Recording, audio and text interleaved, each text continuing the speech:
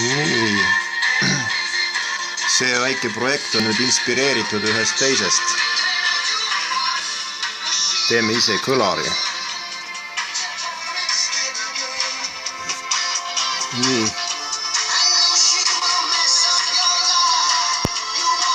Seal on pisikene neotüümmagnet.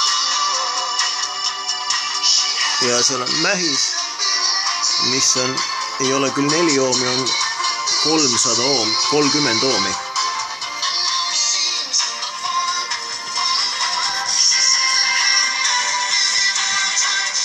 Selline improviseeritud kõlar. Natukene vaskstraati, 1 magnet ja pappi ja 1 taldrik. Et siin on hästi oluline magneti ja mähise paigutus. Et muutub teatud kaugusel ebaefektiivseks. Need kuskil lähevad efektiivseks ja mingis kohas tulevad moonutused sisse.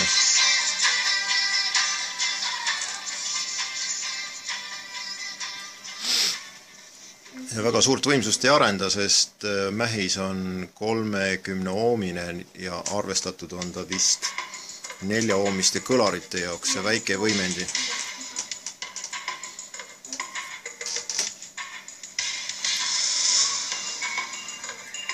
Ja siin on veel oluline asend, mis ei ole väga fikseeritud, et mähis ei käiks vastu magnetit.